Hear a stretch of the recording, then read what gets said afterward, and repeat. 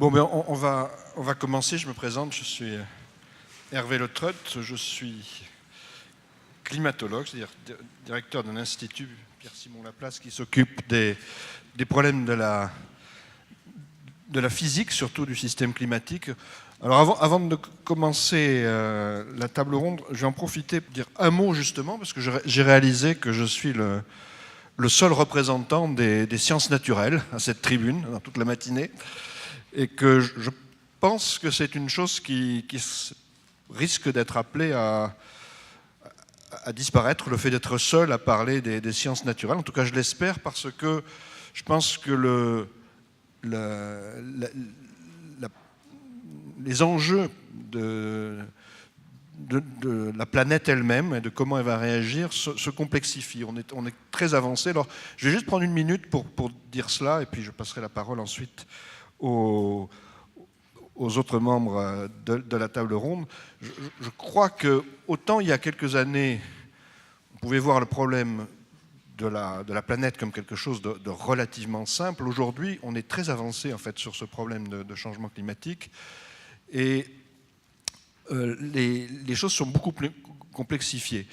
Je voudrais d'abord remarquer, par rapport à ce qui a été dit ce matin sur les échelles de temps du diagnostic scientifique et de la réponse, que la réponse s'est toujours faite jusqu'à présent à des prévisions. C'est-à-dire qu'en 1992, quand il y a eu le premier sommet de la Terre à Rio, il n'y avait pas encore de signe du réchauffement climatique. Il n'y avait que des prévisions de réchauffement climatique. Et aujourd'hui, quand on parle d'adaptation, on fait aussi des réponses préventives par rapport à des prévisions. Donc on est quand même dans un stade où la science façonne un peu la manière d'envisager le problème, et de manière délicate. Et on est suffisamment avancé aussi pour que les enjeux entre le changement climatique, la biodiversité, soient des enjeux difficiles à trancher. Remplacer 80% de l'énergie fossile, enfin les 80% de l'énergie qu'on consomme qui est d'origine fossile par d'autres formes d'énergie, ça a toujours un impact environnemental. Il n'y a aucune forme d'énergie qui soit libre d'impact environnemental. Donc il y a des choix à faire. J'ai entendu parler tout à l'heure de sauvetage technologique. Je pense qu'il y a effectivement un choix qui sera, à un moment donné, soit de laisser... Enfin, tout sauvetage technologique empêche la planète de se réchauffer plus qu'elle ne le fait ou qu'elle ne le fera. Et il y a des choix à arbitrer à ce niveau-là. Et je crois qu'un des problèmes auxquels on est confronté aujourd'hui, c'est que même si on avait tout l'argent qu'on veut, même si tous les États étaient bien disposés, qu'il n'y avait pas de concurrence entre eux, on aurait quand même une difficulté à choisir les chemins de développement les plus adaptés pour la planète, parce qu'on est nombreux, parce qu'il y a tout n'est pas possible au stade où on en est aujourd'hui, avec toutes les émissions de gaz à effet de serre qui ont déjà eu lieu. Voilà. Et un autre point sur lequel je voulais insister aussi, c'est que on parle de carbone, de décarbonation. On met beaucoup de choses derrière cette notion de décarbonation. Le carbone, c'est un tout petit peu une fiction qui a été inventée pour simplifier les choses. Il y a derrière la notion de carbone différents gaz à effet de serre qu'on réduit à du CO2, mais il y a aussi différentes techniques d'émission de gaz à effet de serre qui n'ont ni les mêmes échelles de temps, ni les mêmes conséquences. Dans les INDC, il y a beaucoup de choses qui sont liées à l'usage des sols. Ce n'est pas du tout pareil que d'émettre des gaz à effet de serre en brûlant du charbon et du pétrole. Voilà. Donc, je m'arrêterai là, mais c'est pour dire que je pense que les sciences naturelles jouent un rôle important et que dans les choix que l'on doit faire, et pointent aussi vers les limites que peuvent avoir des choix qui seraient faits par des processus un petit peu aveugles, qui seraient laissés à des processus sans réflexion sur ces enjeux naturels. De ce point de vue-là, les INDC, pour nous, c'est une opportunité exceptionnelle, parce qu'on aura tout sur la table, on peut tout analyser, on peut regarder ce que sont les différentes propositions des États, si ce sont des propositions de court terme, de long terme, comment elles se combinent avec les enjeux dont je parle. Et je crois qu'il y a au moins cette dimension-là qui mérite d'être soulignée. Voilà, donc ça c'est juste pour plaider un tout petit peu le fait qu'on a besoin aussi de nos sciences dans ces débats, et pas seulement pour faire peur au début. Voilà, comme souvent dans les conférences, on demande aux climatologues de faire peur et ensuite on parle des solutions. Voilà. Donc, donc on va suivre l'ordre maintenant des débats qui ont été prévus. Donc il y a une première introduction qui va être faite par Pierre-André Jouvet, donc, qui a souhaité rester un panéliste comme les autres à table, mais qui a quand même un petit peu plus de temps s'il veut s'exprimer plus longuement. Merci. Oui, on invite toujours un scientifique dur quand on parle d'économie, c'est pour notre modestie. Le problème, c'est qu'effectivement, tu n'as pas fait peur, et quand tu fais peur, on essaie de donner des solutions, et quand tu ne fais pas peur, on n'est pas sûr d'avoir les solutions. C'est un peu l'idée de la démarche. Alors, je vais commencer. Il y a beaucoup de choses qui ont été dites ce matin, donc je vais revenir rapidement dessus. Et surtout, après, pour poser les problèmes, pour moi, les problèmes économiques qui se posent, et les problèmes en termes de conception économique, parce que je pense qu'on a changé de monde économique. On était dans un monde où on avait une externalité globale à gérer. On est dans un monde où on a toujours une externalité globale à gérer, mais où on est passé sur une idée de contribution volontaire, d'équilibre de souscription. Et je vais dire un gros mot, puis je l'expliquerai plus tard, ce qu'on appelle un comportement Nash non coopératif, et qui potentiellement peut avoir des aspects simplificateurs, mais potentiellement qui complexifie un peu les choses si on veut arriver vers une certaine convergence. Premier point, ça a été dit, on est passé d'une approche qu'on appelait top-down, c'est-à-dire du haut vers le bas, vers quelque chose qui est une approche ascendante, qui a été déjà initiée à Copenhague. Et l'approche ascendante, on ne sait pas où elle s'arrête. Si je regarde, si j'écoute ce qui a été dit tout à l'heure, il y a aussi le rôle des États qui proposent leur propre projet à travers les INDC. Mais si on descend encore un petit peu, il y a effectivement la société civile, il y a les entreprises, il y a les individus qui peuvent aussi contribuer à remplir l'objectif climatique. Pour arriver à cette solution-là, en fait, on a écarté, et c'est peut-être une bonne ou une mauvaise chose, mais en tout cas, on a écarté des objectifs contraignants raccordés à des instruments économiques précis. C'est-à-dire, si vous regardez dans l'accord, il n'y a pas de définition d'instruments économiques et il n'y a pas des objectifs contraignants qui s'allient à ces instruments. Le point qui a été soulevé tout à l'heure et qui est un point positif, c'est qu'on sort sur un accord universel. Autrement dit, on n'est plus dans un monde binaire entre les pays développés, les pays en voie de développement ou les pays les moins avancés ou les pays émergents. On est tous autour de la table et on se demande tous en commun qu'est-ce qu'on peut effectivement faire pour réguler ici la question du climat. Sur le 2 degrés et 1,5 degré, je suis à côté d'Hervé Letreux, je ne suis pas sûr que dire 2 degrés ou 1,5 degré ait beaucoup de sens d'un point de vue scientifique. C'est éventuellement des espaces de probabilité qui font qu'on est plus vers 1,5 que 2 degrés. Ça m'aurait amusé qu'à cette convention, on dise « Ah, on va essayer d'arriver à 3 degrés ».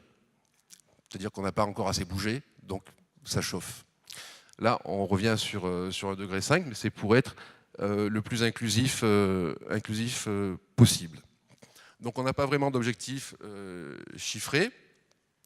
On essaye de définir des trajectoires globales.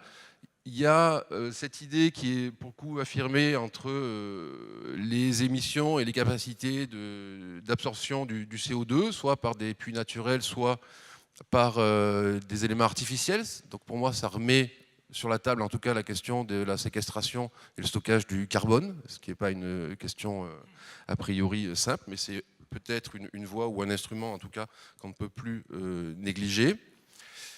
On n'a plus vraiment d'objectifs intermédiaires sur 2050, puisqu'on a pris des rendez-vous 2018, 2020, 2023, et puis après, en pas de 5 ans, on rediscute. Il y a cette idée des INDC qui doivent se transformer, je le rappelle, en NDC. Donc pour l'instant, ce sont juste des intentions qui doivent retourner dans les pays. On a quand même jusqu'en 2018 pour les transformer en NDC. Qu'est-ce qui se passe entre l'INDC et le NDC? Il n'y a pas de garantie sur les engagements. Donc on verra une vraie baseline vraiment en 2018. Les INDC sont extrêmement importants parce qu'effectivement, ça définit une nouvelle trajectoire de référence sur laquelle on doit et on peut s'appuyer. Sur les INDC aujourd'hui tels qu'ils sont, on est au-dessus des objectifs, en tout cas qui étaient préconisés par le GIEC en 2030. On est environ à 55 milliards de tonnes de CO2 au lieu des 40 qui étaient éventuellement souhaitables.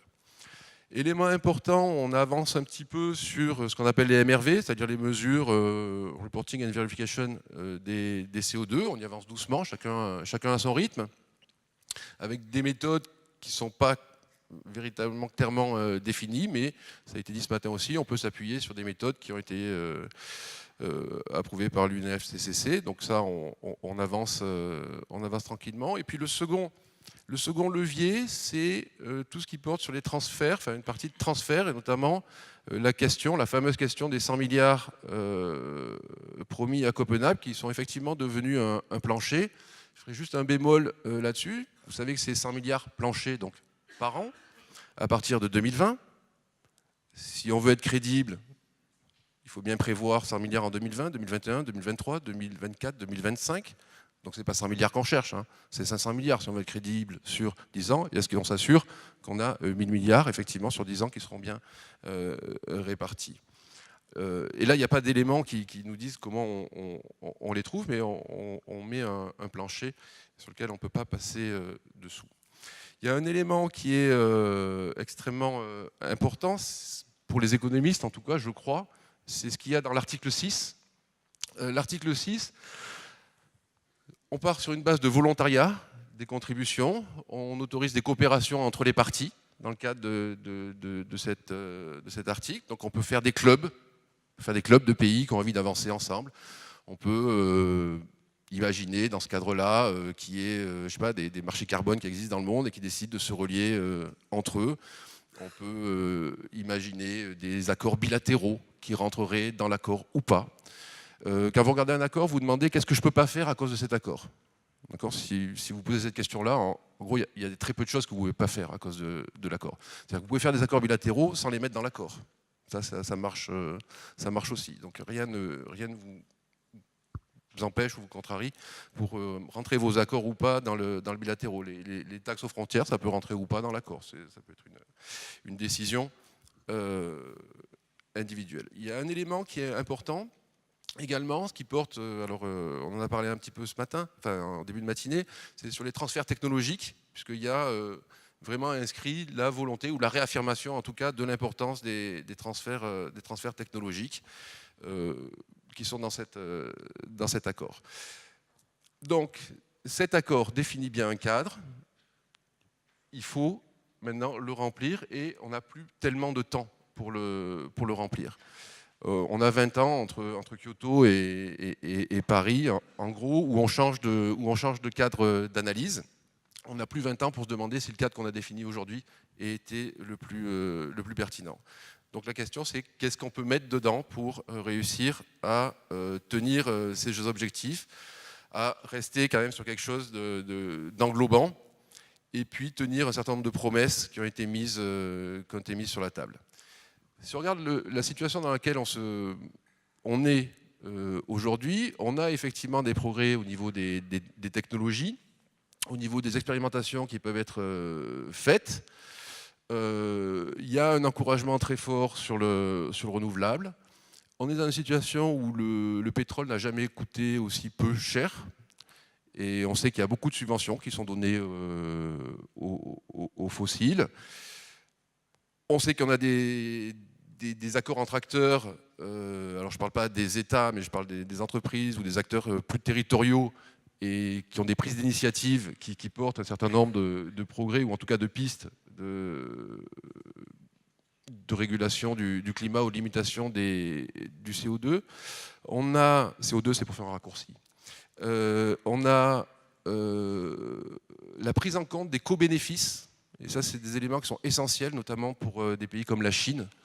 Et donc ça veut dire qu'on a l'affirmation à travers la régulation du climat, on peut régler un certain nombre d'autres difficultés, et donc il est important de se mettre d'accord et d'y aller le plus vite possible. Au niveau des difficultés, on l'a dit tout à l'heure, on a un accord Amérique-Chine, en gros, qui a été le moteur hein, de la négociation. L'Amérique et la Chine ont été les moteurs de la négociation, je vais le dire comme ça. Ceci étant, vous savez que les États-Unis ils sont quand même dominés par leur Congrès, qui est plutôt hostile à toute remise en cause du mode de vie américain. Donc, ce ne sera peut-être pas forcément eux les leaders dans la discussion. Au niveau de l'Europe, on a quand même plusieurs voix distincts qui se font entendre. Et puis, on a les pays pétroliers et la Russie qui y vont, mais on va dire de manière assez prudente. Un tournant qui est majeur à Paris, c'est la place des émergents, des grands émergents, hein, comme la Chine, l'Inde, le Brésil, qui ont décidé effectivement de s'engager ou d'arrêter de freiner trop fortement ces éléments-là. On a cette coquille. Dans cette coquille, qu'est-ce qu'on met? Je suis économiste, donc qu'est-ce que je peux éventuellement imaginer comme incitation économique pour remplir les engagements ou les objectifs? Baisse du cours du pétrole, je l'ai dit. Donc, il y a la piste de baisser les subventions aux fossiles. C'est une véritable piste qui est envisagée, hein, plusieurs centaines de milliards par an qui sont dépensés en subventions aux fossiles. Il y a peut-être un élément qui consiste à dire, au nom du climat et dans la conjoncture actuelle, c'est peut-être bien de baisser ces subventions aux fossiles pour dégager un volume financier qui permettrait de faire un certain nombre d'investissements, aussi bien en termes d'atténuation que d'adaptation. Une baisse de subvention, moi je l'interprète comme une augmentation de taxes. Hein. Ça revient à la même chose. Si on voit la subvention une taxe négative, on la rend de moins en moins négative. Et tout ça correspond à une augmentation de taxes. Il y a eu des éléments qui ont été portés dans la communauté des économistes aussi sur les effets de rendement.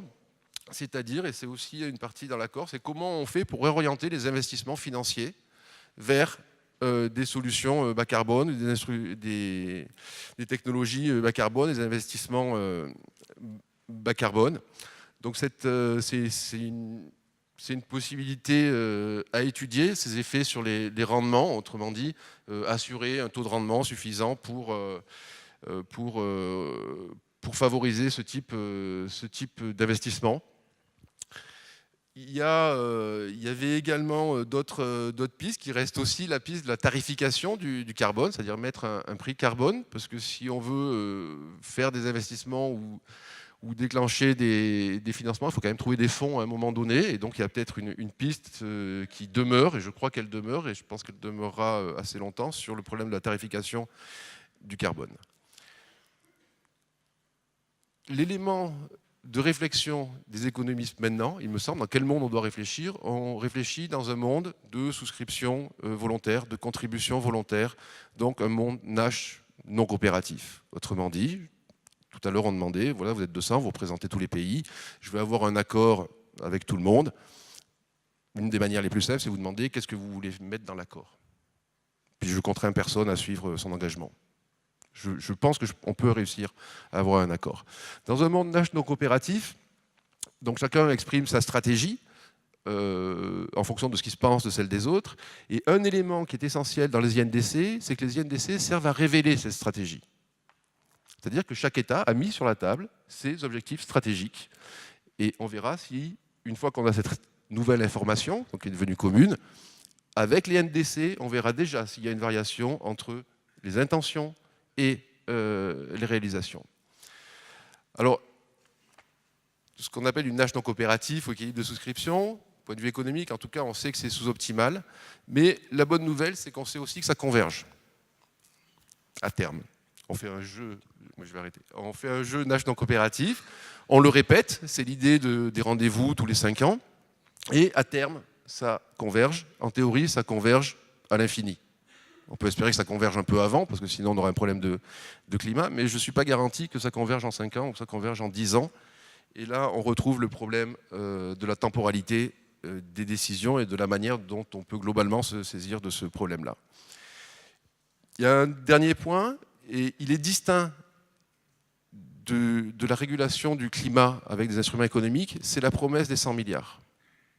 Pour moi, c'est 2 éléments qui sont différents. Si on raisonne simplement en tarification, on sait qu'on aurait des prix du carbone extrêmement élevés pour maintenir les objectifs. Donc ça, c'est un premier problème. Puis on a un deuxième problème qui dit on a quand même promis 100 milliards. Alors on l'avait fait en 2009 à Copenhague en disant on vous promet 100 milliards. Là, on vous promet un plancher de 100 milliards. Donc on va dire que c'est un progrès, mais on ne sait toujours pas ce qu'on met dedans. On ne sait toujours pas comment on les trouve et comment on les finance.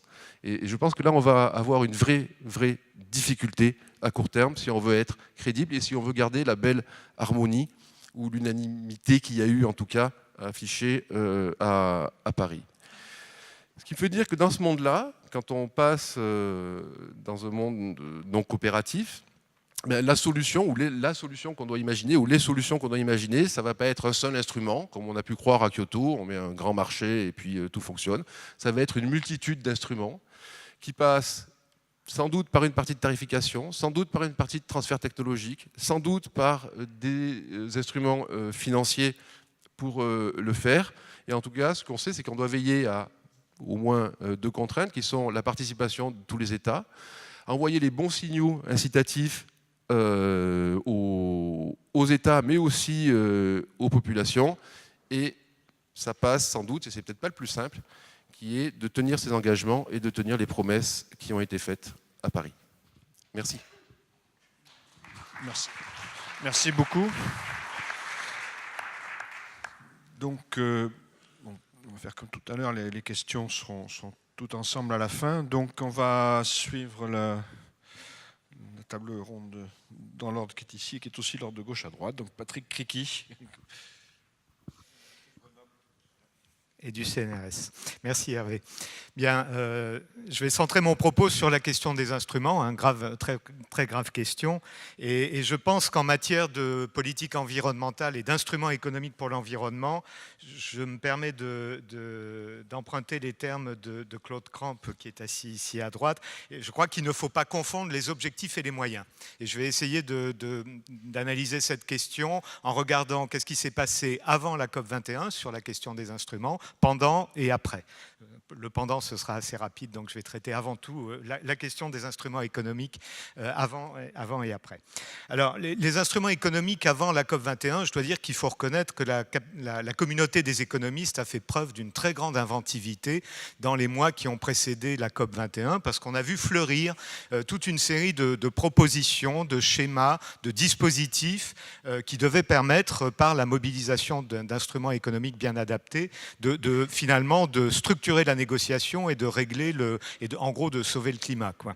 Et on pourrait, j'avais regardé, j'ai essayé de suivre ce qui se publiait sur ces questions pendant les mois d'avant COP21. J'ai repéré au moins une douzaine de propositions, toutes cohérentes, toutes intéressantes et même assez convaincantes parfois. Le problème, c'est que souvent, elles n'étaient pas d'accord, hein. Certains collègues nous disaient on n'arrivera à se mettre d'accord que sur un prix du carbone au niveau international, ou inversement, la négociation ne pourra progresser que si on se met d'accord sur un marché mondial des quotas avec des transferts entre les pays du Nord et les pays du Sud. Donc syndrome, je dirais, assez classique, les experts sont formels, le problème c'est qu'ils ne sont pas d'accord. C'était une des caractéristiques, et il y a eu des contributions sur effectivement les prix de l'énergie ou les taxes carbone au niveau national, les prix les taxes carbone à l'international, les systèmes de quotas, le financement qui est un problème un peu différent et sur lequel on reviendra sans doute après, hein,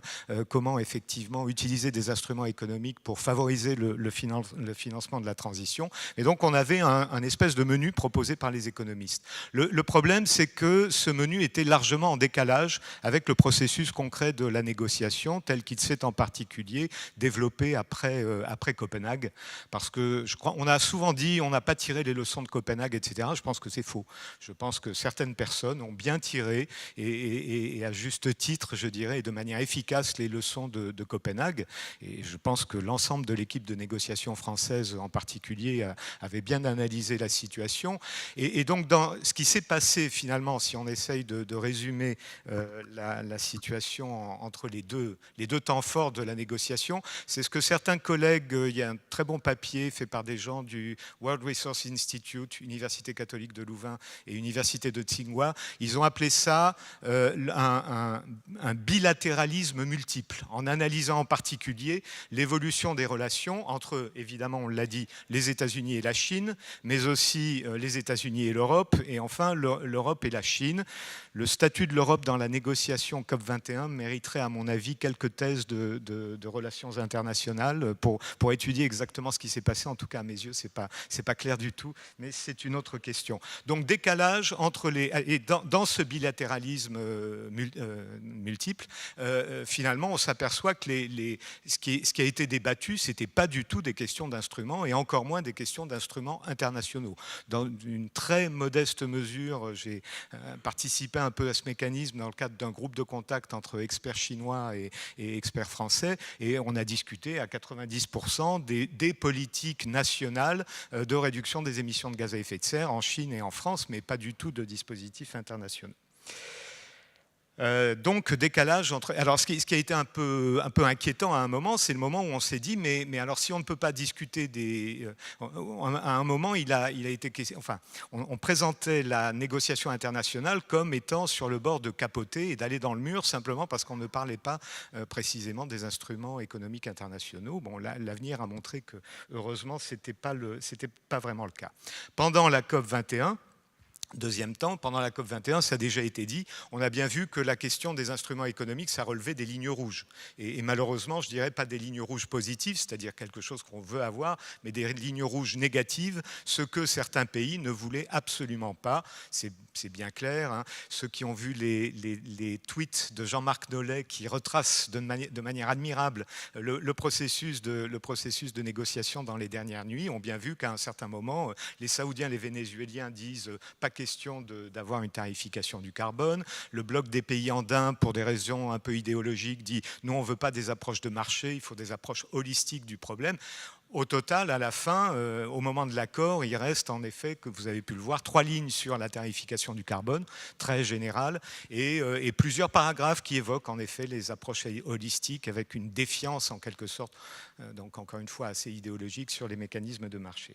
Alors la question des instruments économiques, donc maintenant dans l'après, maintenant que tout commence, je pense vraiment que tout commence après l'accord de Copenhague. Est-ce que les instruments économiques, c'est une question dépassée ? Ben non, pas du tout. Pas du tout, parce qu'il est clair que si aujourd'hui les perspectives sont structurées, comme cela a déjà été dit, par les INDC, qui est vraiment sans doute la pierre angulaire du dispositif de l'accord de Paris, si donc tout s'appuie sur les INDC, et je dirais que les INDC, il ne faut pas les concevoir de manière statique comme ceux qu'ils sont aujourd'hui. Je pense qu'à terme, il faut que les INDC puissent s'inscrire dans des trajectoires de long terme de décarbonation profonde des systèmes énergétiques des différents pays. Et il est clair qu'on ne parviendra pas à construire ces nouvelles trajectoires et encore plus à les mettre en œuvre si on n'a pas des instruments économiques. Donc tout commence aujourd'hui. Alors après, là, il y a de très beaux sujets d'études pour les économistes. Est-ce qu'il faut viser un prix unique à l'international et entre les secteurs? Je me contenterai aujourd'hui de dire que ça ne me paraît pas évident du tout. Je fais souvent les calculs suivants qui montrent tout de même les problèmes soulevés par cette question du prix unique, ne serait-ce qu'au point de vue sectoriel. Vous prenez les 100 € par tonne de CO2 du rapport Kiné, qui avait été conclu en 2008 ou 2009, publié début 2009, je crois. 100 € la tonne de CO2, ça fait combien par litre d'essence ? Ça fait 25 centimes. Il est clair que ce n'est pas avec 25 centimes par litre d'essence qu'on va déclencher la décarbonisation du secteur des transports qu'évoquait tout à l'heure Thomas Sterner. 25 centimes, c'est plus petit que la fluctuation des prix de l'essence depuis les années 2000. On était à 1,10, on est monté à 1,50, on est aujourd'hui à 1. Ça a un impact, les prix ont un impact, mais ce n'est pas ce qui va déclencher, par exemple, l'électrification des transports automobiles qui probablement serait nécessaire dans les scénarios de transition. C'est 100 € la tonne de CO2. Par contre, sur l'acier, ça représente 200 € par tonne d'acier Et une tonne d'acier, ça vaut à peu près 500 $. Bon, il y a les dollars et les euros, peu importe. Vous voyez que c'est 40% de plus sur la tonne d'acier. Là, ça peut poser des problèmes très sérieux aux producteurs d'acier européens ou français quand il en reste. On voit que là, l'impact sur les industries lourdes est tout à fait significatif. De même, le ciment, pour le ciment, c'est 80 € pour un produit qui vaut à peu près 200 € la tonne, également 40%. Sur un kilowattheure gaz, c'est 40 € par mégawattheure, donc une augmentation de 75%. On voit bien comment les structures de coûts, les technologies, je termine, pardon, une centrale charbon, pour une centrale charbon, c'est 800 € par... c'est 80 € par mégawattheure, soit plus que le coût de production d'une centrale à charbon. Donc on voit bien que les structures des technologies, de la fiscalité préexistante, etc., peuvent conduire à poser un certain nombre de questions sur la faisabilité finalement d'un prix unique du carbone. Et donc on est aujourd'hui dans une situation dans laquelle il faut mobiliser des instruments, mais on est vraiment, je dirais, presque au point de départ de savoir quelles architectures instrumentales on va développer. On va développer pourquoi? Alors pour effectuer ce que j'ai appelé déjà, là, et pas par hasard évidemment, la décarbonation profonde des systèmes énergétiques. Il y a eu également, avant COP21, une série d'études, la New Climate Economy du rapport Stern-Calderon, l'étude Deep Decarbonization Pathways lancée conjointement en 2013 par Jeffrey Sachs et par Laurence Tubiana. Il y a la Low Carbon Partnership Technology Initiative du World Business Council on Sustainable Development. Donc il y a eu une série d'études de prospective qui essayent d'explorer, c'est de la prospective, donc on a toutes les chances de se tromper, mais en même temps, la prospective, c'est quand même aussi de la pragmatique au sens fort du terme, c'est-à-dire quand dire, c'est faire. Hein. Quand on identifie le futur, on améliore les conditions de faisabilité de ce futur.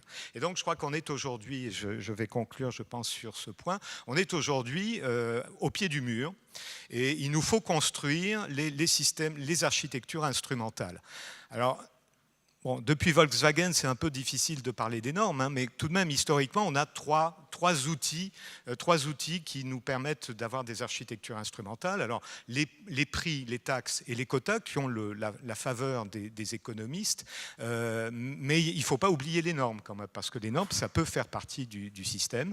Et je crois qu'il faut sans doute regarder, pays par pays, secteur par secteur, quelle est la bonne combinaison de taxes, de quotas, de normes qui va permettre de mettre en œuvre les stratégies de décarbonation. Et c'est un champ de recherche, de mon point de vue, tout à fait considérable, sachant que ça fait assez longtemps que les économistes tournent autour de ce fameux triptyque taxes, quotas, normes. Et je vais conclure en faisant une citation de deux économistes, très bons économistes d'économie de l'environnement. Je me permets de le faire en anglais avec l'accent. In short, this seems to be a time when there is a real opportunity for environmental economists to make some valuable contributions in the policy arena if, as we shall argue, they are willing to move from purist solutions to a realistic consideration of the design and implementation of policy measures. On croirait que ça a été écrit au lendemain de COP21. En fait, certains d'entre vous savent peut-être quand ça a été écrit. C'est écrit en 92. C'est l'excellent survey de Environmental Economics dans le Journal of Economic Literature de Maureen Cropper et Wallace Oates. Je crois qu'on en est vraiment là. C'est-à-dire que là, on a maintenant des feuilles de route. Il faut construire les architectures instrumentales et d'incitation. Et les économistes, s'ils suivent les préceptes de Cropper et Oates, peuvent y contribuer.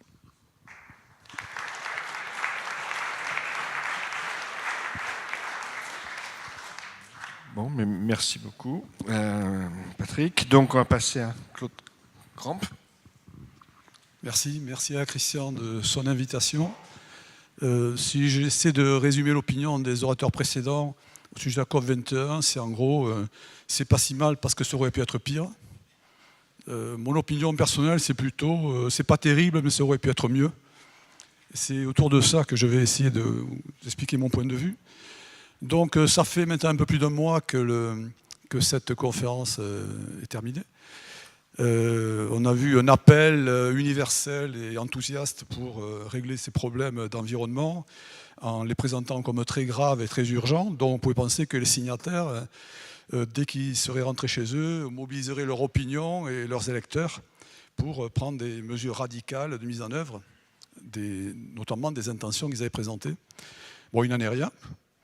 Comme on pouvait s'y attendre, l'actualité locale et court-termiste a repris le dessus, quoi. Donc, en application du principe du passager clandestin et du principe de Juncker, chacun remet à plus tard et chez les autres ce qu'il devrait faire. Le passager clandestin, c'est en gros pourquoi paierais-je pour les choses que les autres peuvent payer à ma place.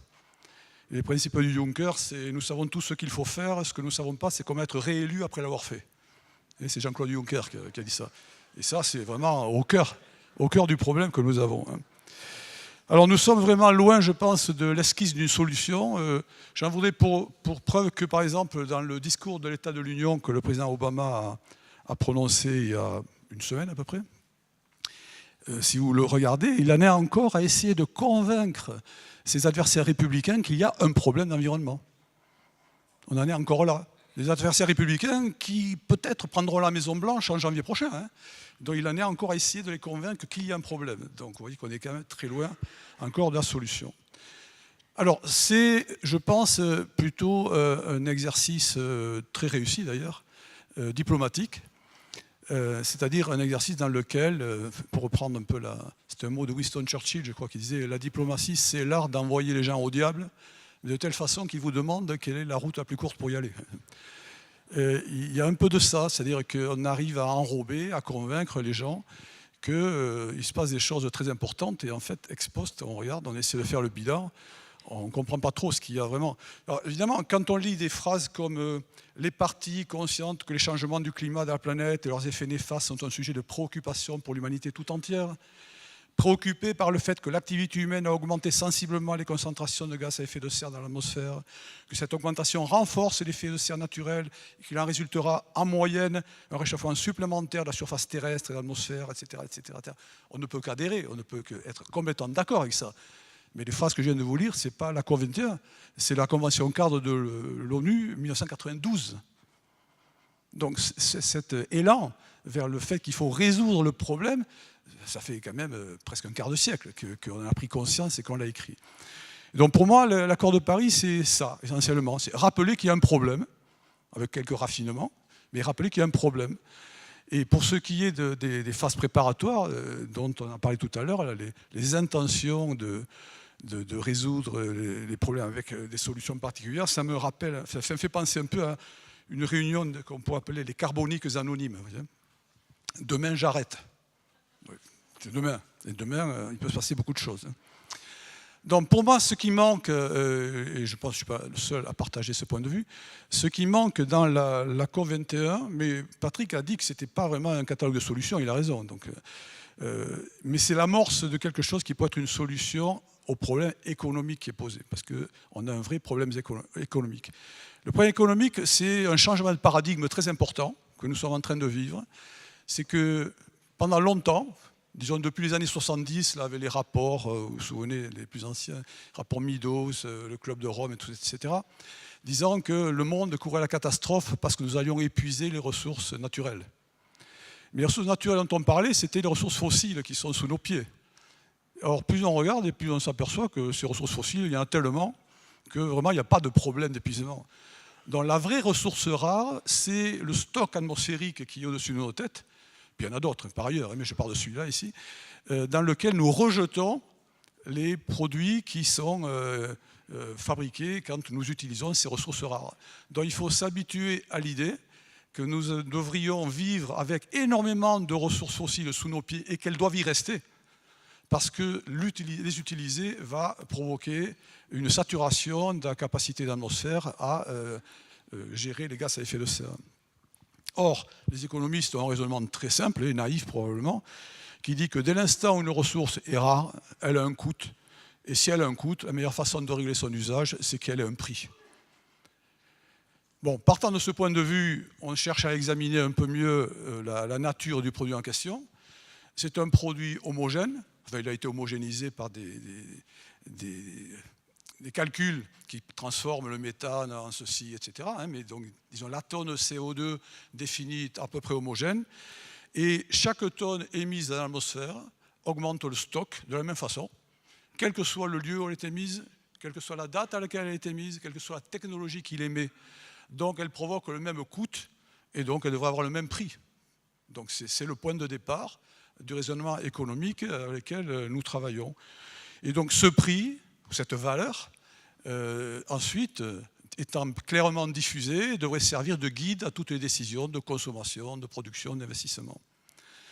Bon, comment peut-il être fixé? Eh bien, il y a deux façons essentielles, puis après il y a des combinaisons. Pour le fixer, il y a une façon très simple, c'est la puissance publique qui fixe une espèce de tarif d'usage, qu'on appellera la taxe, si vous voulez.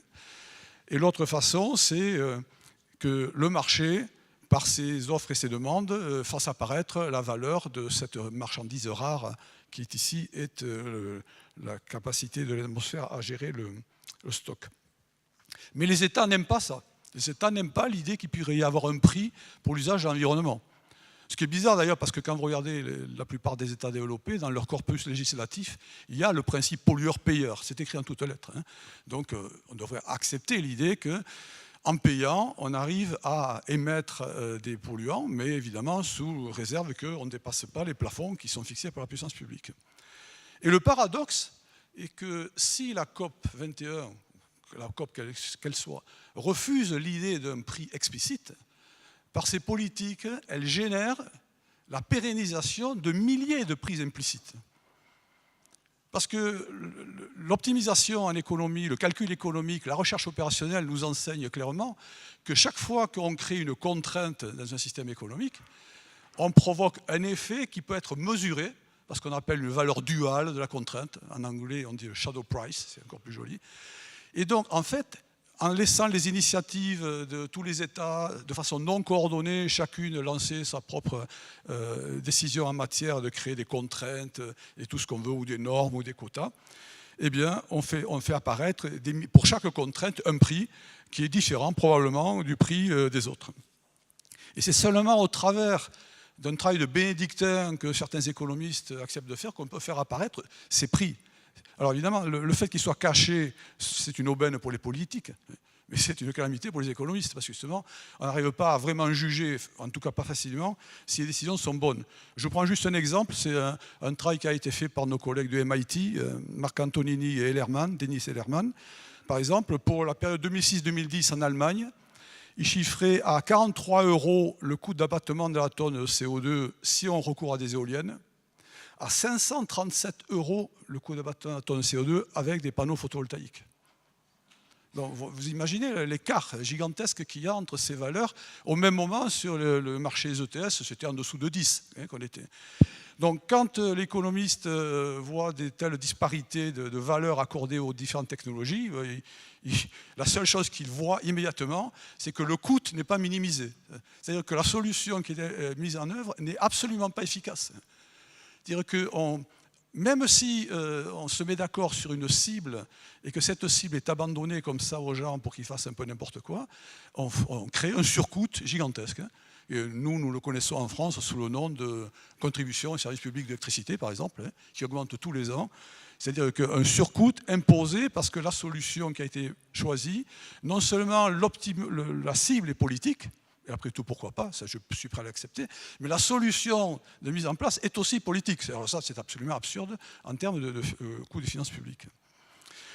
Donc, cette disparité entre les prix implicites tels qu'ils existent, et qu'il faut reconstituer, et le prix explicite tel qu'on le connaît, est vraiment une marque d'inefficacité du système en son ensemble. Alors, entre le taux, la taxe, et le prix de marché, ma préférence personnelle va au prix de marché, mais je suis prêt à accepter un compromis sur la taxe, parce que la différence essentielle qu'il y a entre les deux, c'est que dans un cas, la puissance publique garde la propriété, en quelque sorte, de la marchandise à mettre à disposition des agents et fait payer l'usage, c'est la taxe. Dans l'autre cas, on distribue les droits aux agents et ils se la redistribuent entre eux.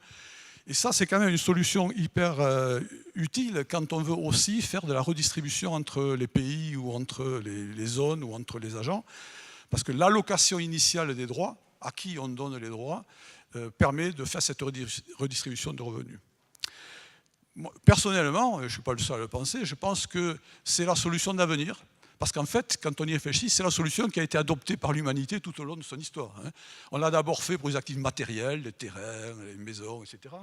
On l'a fait pour les actifs financiers, on l'a fait pour les actifs immatériels, les brevets, les droits d'auteur, le spectre hertzien, etc.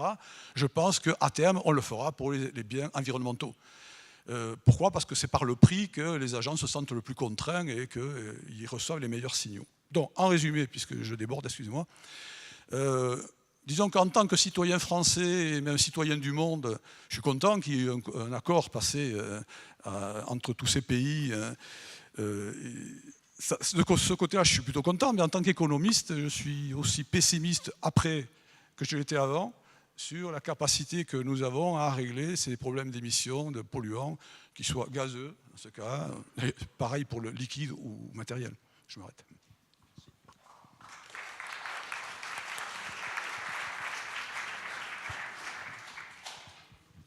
Voilà, on va passer à l'orateur suivant. Donc Étienne, j'ai peur de mal... Espagne. Oui, bon, donc Étienne Espagne, je travaille au CEPI et jusqu'à récemment à France Stratégie. Et Jean-Charles Ourcade m'a appelé samedi soir pour venir le remplacer. Il est empêché pour des raisons de santé. Et ça tombe bien parce qu'on a travaillé ensemble ces dernières années sur tous les sujets qui relient les questions de changement climatique et la finance. Donc je vais avoir un peu ce prisme-là dans ma présentation, de voir ce qui est un peu dans l'accord qui relie les questions de finance, de flux financiers et de politique climatique. Alors j'ai suggéré une sorte d'analogie de l'accord et de tout ce qui est autour de l'Alliance de Paris avec la hiérarchie des normes. Moi, je vois l'accord comme une sorte de constitution. On a des grands objectifs, des grands principes. Ensuite, il y a la décision qui précède l'accord, qui est une forme de loi, puisqu'elle pourra changer dès l'année prochaine, et au moins jusqu'à 2020, ça pourra être modifié. Et puis ensuite, les INDC, ça peut être vu comme des formes de règlement, une décentralisation des décisions, alors sachant que, bon, en réalité, l'initiative vient des INDC, mais on s'accommode de ça. Et puis, il y a tout ce qui est les usages, la coutume, la culture, et ça c'est l'Alliance de Paris, c'est les acteurs qui se sont mobilisés, et puis on peut tout à fait imaginer que ces coutumes, ces usages se transforment un jour, soient consolidés au niveau du règlement des INDC, ou voire au niveau, un niveau plus élevé juridiquement dans cette hiérarchie. Donc maintenant je vais parler plus spécifiquement de la finance, mais avec cette structure en tête. Alors dans l'accord lui-même, on peut voir 3 articles qui traitent de la finance. L'article 2 qui se donne comme objectif une compatibilité des flux financiers avec les objectifs de mitigation et d'adaptation qui sont fixés par ailleurs aussi à l'article 2. L'article 6 qui est très général sur les outils, mais on voit déjà qu'il pourrait y avoir un rôle spécifique des acteurs financiers. Et l'article 9 qui traite, lui, du point spécifique des transferts nord-sud, donc implicitement des 100 milliards, sachant que les 100 milliards ne figurent pas dans l'accord en tant que tel, mais figurent dans la décision. Au niveau de la décision, on peut citer justement le paragraphe 54 qui traite des 100 milliards, le paragraphe 58 qui, lui, traite de la question cruciale du mode de comptabilisation des flux financiers. Et on a vu pendant la COP qu'il y avait des déchirements entre pays du Nord et pays du Sud sur la manière de compter ces flux. Il y a eu le rapport OCDE-CPI qui est sorti fin octobre et qui disait que finalement on y était presque dans ces 100 milliards, en tout cas on y était aux 2/3 à peu près. Sur les années 2013-2014, on avait en moyenne 56 milliards de transferts financiers nord-sud. Et puis il y a eu des protestations d'abord de l'Afrique du Sud, puis pendant la COP de l'Inde, sous la forme d'un document de travail qui analysait le rapport OCDE, qui disait que pour eux, transferts nord-sud liés au changement climatique, ils en comptaient à peu près 2 milliards. Donc on n'était pas du tout aux 57 et encore moins aux 100 milliards. Donc ça a donné finalement ce paragraphe 58 qui repousse le mode de comptabilisation, un accord sur le mode de comptabilisation des flux à la COP 24. Et je vais parler, enfin toujours dans la décision, donc je dirais ce que j'appelle la loi dans mon schéma, le paragraphe 109. Le paragraphe 109, lui, donne peut-être une piste originale pour des outils économiques futurs. Il dit que les parties reconnaissent la valeur des actions de mitigation, donc d'atténuation des émissions, et leurs bénéfices pour le co-développement. Je vous renvoie à ce paragraphe 109 de la décision pour la phrase complète.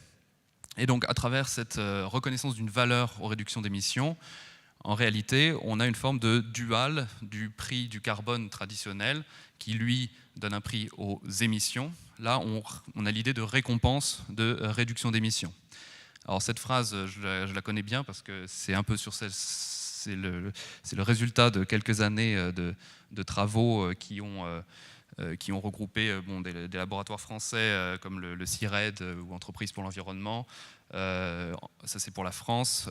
En Allemagne, à travers le PIC, l'ISS à Berlin, et puis qui ont été reliés à un niveau politique, notamment par le Brésil, qui est à l'origine de l'introduction de cette phrase, qu'il voulait un peu plus ambitieuse, mais elle est quand même présente.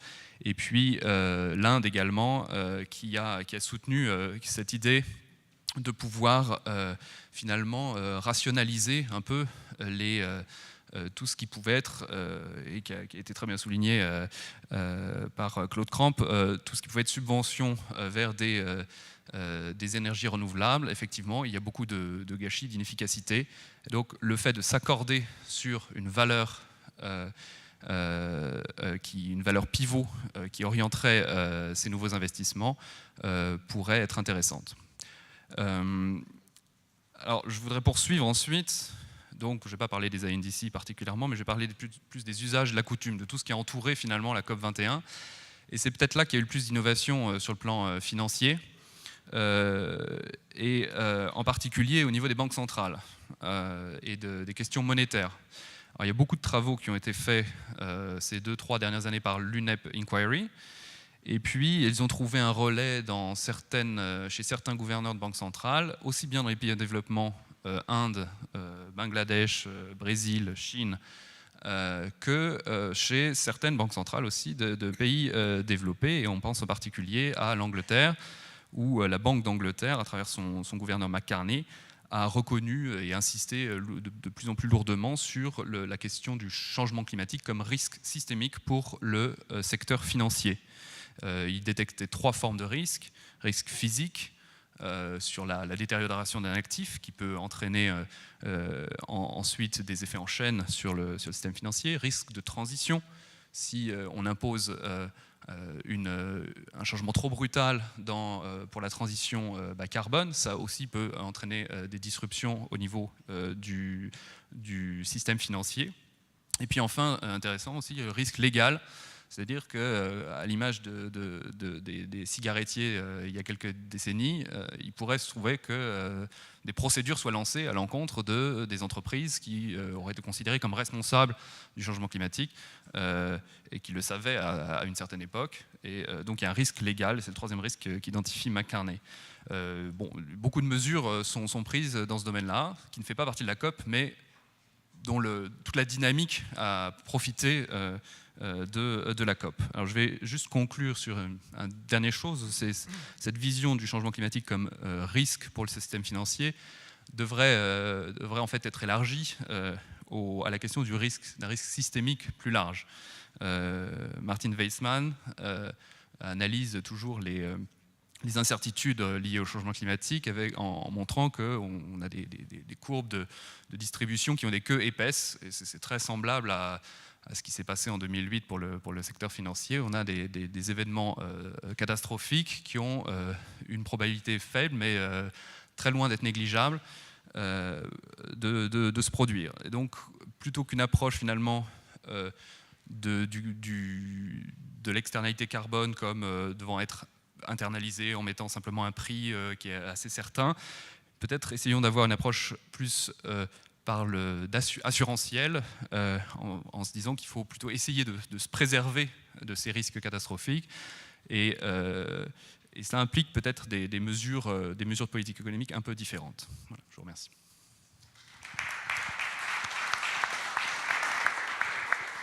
Donc, le dernier orateur maintenant est Michel Colombier de l'IDRI. Merci Hervé. Et merci de ne pas nous avoir fait peur en tant que climatologue, parce que parfois les économistes y arrivent aussi, donc au moins ça laisse un petit peu d'ambiance. Moi,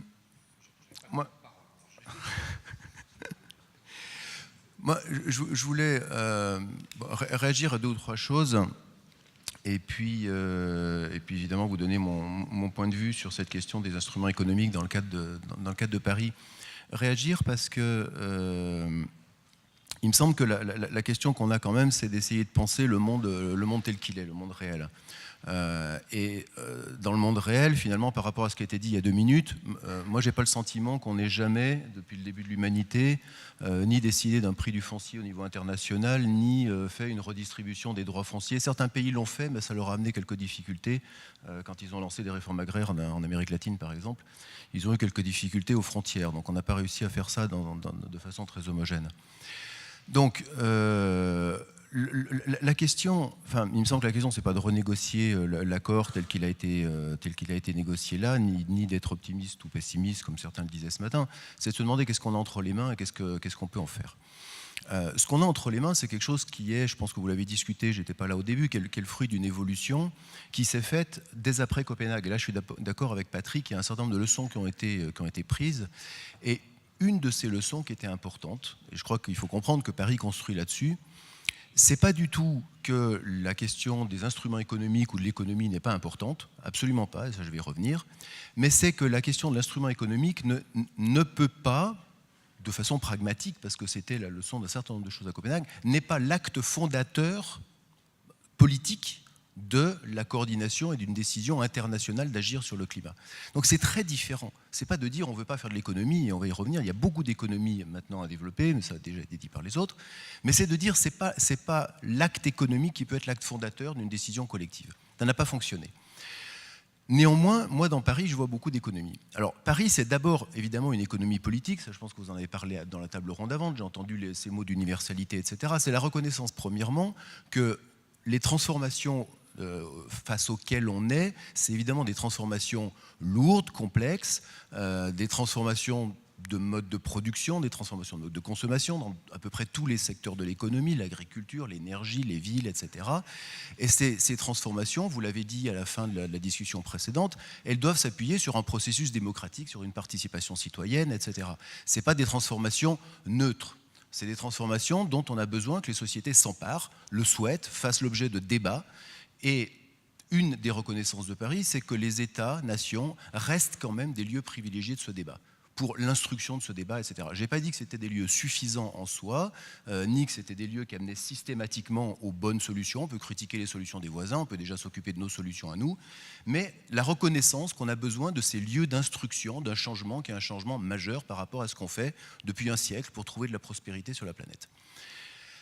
Le deuxième élément qui a été important, je crois, dans la considération de Paris et qui là est un grand changement par rapport à un certain nombre de choses que, par exemple, Ami avait bien analysé précédemment dans les discussions climatiques, c'est de se dire, arrêtons l'illusion qu'un accord climatique, c'est l'accord qui gouverne le climat. L'accord climatique, c'est ce que peuvent faire des États dans le cadre des Nations Unies pour apporter leur pierre à la gouvernance du climat. Mais ce n'est pas la gouvernance du climat. La gouvernance du climat, elle est très complexe. Elle se passe à des tas de niveaux, des niveaux transnationaux, des niveaux nationaux, etc., etc. Donc la vraie question, c'est de se dire qu'est-ce qu'il est utile d'avoir dans un accord comme ça pour apporter une contribution à la question globale de la gouvernance climatique. Donc ces deux points-là sont importants. Économie, est-ce qu'il n'y a pas d'économie ? Alors, Patrick le rappelait, l'économie, en effet, certaines propositions étaient en gros un peu pas des fils rouges, des lignes rouges, c'est pas pareil, dans la discussion de Paris, mais pour un certain nombre de raisons qui n'étaient pas que les États en question, sauf quelques-uns, mais nos amis du Venezuela ont des positions tellement marquées que c'est peut-être pas la peine de les analyser tellement. Mais pour beaucoup de pays, par exemple pour les pays africains, etc., la question de ne pas rentrer les instruments économiques dans l'accord de Paris, c'est pas un refus des instruments économiques, c'est un refus d'un modèle d'instruments économiques tel qu'ils l'ont vécu, tel qu'ils l'ont vu à un moment donné, avec le CDM sur lequel il y avait des promesses, et c'est pas la faute du CDM, mais c'est un instrument de marché, il n'est pas allé en Afrique évidemment, parce qu'il n'y avait pas tellement d'investissement, on pourrait en reparler. Donc il y a des positions de ce type. Pourquoi je pense quand même que Paris est un accord qui prend en charge la question économique et qui peut permettre d'avancer. Par rapport au modèle qui était proposé en disant c'est un équilibre de Nash non coopératif, je suis d'accord que ça en est proche, mais il y a quand même quelques petites différences. Et quelques petites différences qui peuvent peut-être... Alors c'est peut-être compliqué en théorie des jeux, moi je ne suis pas un expert pour savoir si on peut rajouter ces différences dans le modèle pur, mais je vois au moins deux différences. Et une première différence, c'est que chaque joueur, en fait, n'est pas un joueur unique et univoque. Les joueurs, à un moment donné, là, dans la négociation, c'est un État. Mais l'État, derrière lui, il a des tas d'acteurs. Il a une société civile, il a des acteurs économiques. Les sociétés civiles, les gens ne sont pas d'accord entre eux. Les acteurs économiques, les gens ne sont pas d'accord entre eux. Ils ont des intérêts différents, des intérêts qui sont en train d'émerger chez certains, etc. Il y a des scientifiques. Donc, il y a un débat à la maison qui fait que déjà, l'acteur qui joue n'est pas un acteur avec une position vraiment unique, stable, et qui joue simplement sa stratégie en fonction de la stratégie des autres. Sa stratégie, il la négocie à la maison, c'est très évolutif. Et par ailleurs, un grand nombre de ces acteurs sont des acteurs qui eux-mêmes jouent leur stratégie sur des espaces qui ne sont pas juste celui de l'État. Les ONG sont transnationales, les entreprises sont transnationales, les syndicats s'organisent à des niveaux internationaux aussi, etc. Et donc on va avoir des acteurs qui évidemment vont influencer sur ces stratégies, mais qui vont l'influencer à partir d'une analyse qui n'est pas une analyse purement de poupée russe, comme ça, où les choses se mettraient en place. Et ça, c'est extrêmement important. Et je crois que c'est là-dessus, évidemment, que l'accord essaye de construire, en particulier, sa vision. Ce qui peut peut-être le décaler un tout petit peu par rapport à un jeu classique où on a simplement des joueurs autour d'une table. Pourquoi l'économie ? Parce que finalement, cet accord, je pense qu'il amène et il évoque trois éléments fondamentaux de ce qui est la décision économique.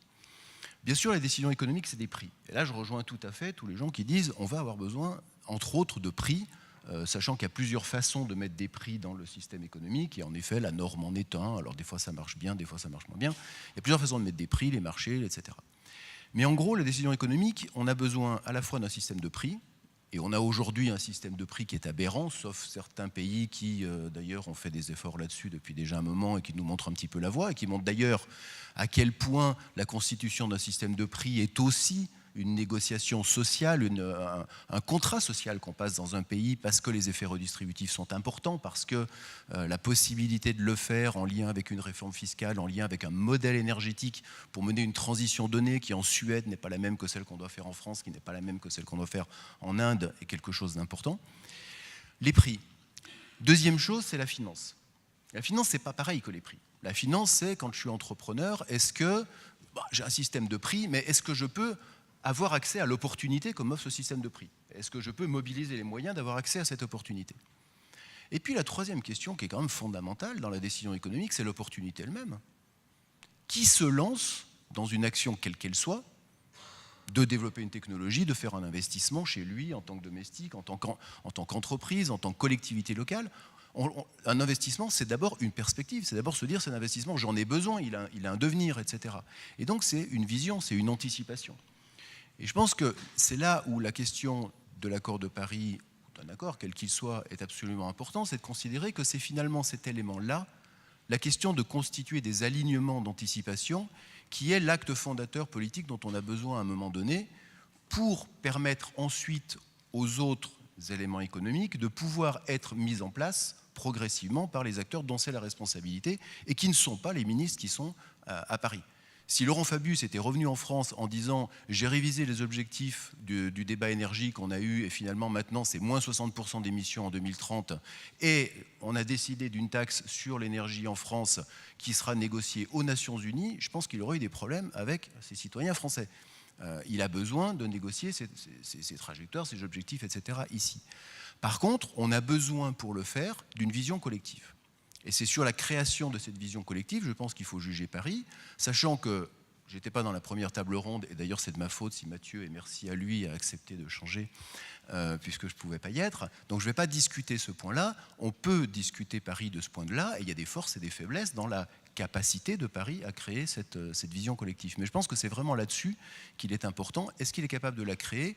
Est-ce qu'il est capable de créer les tensions nécessaires à ce que cette vision collective perdure, évolue, et que donc les différents mécanismes que vous avez évoqués, les révisions de 18, de 20, de 23, etc., se passent dans les meilleures conditions possibles ou pas? Là où il y a des éléments positifs, c'est que de fait, les gouvernements ont accepté, au travers de la façon dont Paris est conçu, de s'exposer à ces rendez-vous politiques réguliers. Et la question, en effet, va être dans quelle mesure cet accord a donné à la société civile, au secteur économique aussi, qui certains commencent à avoir intérêt à ces transitions, pas seulement ceux qui gagnent vraiment en soi quelque chose, ceux qui vendent des éoliennes par exemple, pour faire simple, mais tous ceux pour qui mieux vaut une transition gérée qu'une transition risquée, une transition dans l'incertitude, et ceux-là commencent aussi à être relativement nombreux, pour que ces gens-là fassent entendre leur voix. Donc de mon point de vue, c'est ça qui est fondamental à juger dans cet accord, et surtout la discussion entre optimistes ou pessimistes, je pense que c'est les gens, moi je suis plutôt pessimiste, donc plutôt optimiste, pardon. Et donc la question c'est, ok, de quoi on s'empare là-dedans pour essayer de faire en sorte que l'avenir soit différent de ce qu'il était avant l'accord, et moi je vois un certain nombre de poignées pour ça. Sur les instruments eux-mêmes, ensuite, je pense que ces instruments économiques au sens large, je mets même les normes là-dedans, et je mets les questions des régulations financières là-dedans, les espaces dans lesquels fondamentalement d'abord on les discute à cause des effets redistributifs, etc., les espaces dans lesquels on discute, c'est d'abord des espaces nationaux. Alors c'est bien la difficulté de Paris par contre d'avoir renvoyé à des États-nations des objectifs comme ça un petit peu, chacun donne son objectif et puis pourquoi la somme ferait 2 degrés. D'ailleurs la somme ne fait pas 2 degrés, on voit bien qu'on y arrive. Quelle référence on donne par rapport à ça? Quel est le levier, quelle est l'attention que chacun peut apporter pour dire c'est pas suffisant ce qu'on fait en France, ce qu'on fait en Chine et tout? Avant c'était de dire regarde ce que fait le voisin. Paris rapporte une autre façon de regarder les choses qui est de dire écoutez ton voisin il fait, mais la question de savoir s'il fait assez ou pas, qu'est-ce qui va rassurer des acteurs sur la possibilité d'engager des politiques, c'est pas de savoir si ton voisin fait plus ou moins comme à Kyoto en pourcentage, si on est tous autour de -8, -7, c'est qu'on fait pareil. La question qu'on se pose tous maintenant, c'est est-ce que chacun est en train d'amener son pays dans une transition énergétique, agricole, etc., qui a des chances de nous amener vers cet objectif de 2050 qui est neutralité des émissions. Je ne prends pas décarbonation volontairement pour en discuter parce que même si on a été à l'origine d'un projet qui s'appelle Deep Decarbonization, mais ça fait partie des compromis qu'il faut faire dans la vie, je ne suis pas sûr que le mot décarbonisation soit le mot idéal en fait, pour désigner ce qu'on essaye de faire.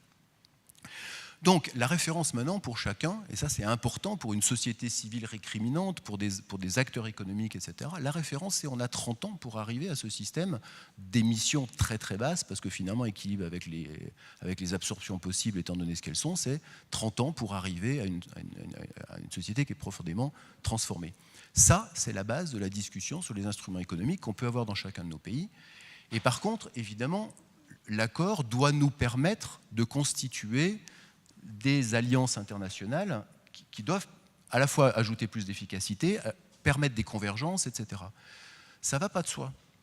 Ça ne va pas de soi. C'est-à-dire que j'entendais, on n'a pas besoin d'un accord à 190 pour pouvoir passer des accords à 20. Ben si, justement. Ça, c'est aussi une des leçons quand même du passé.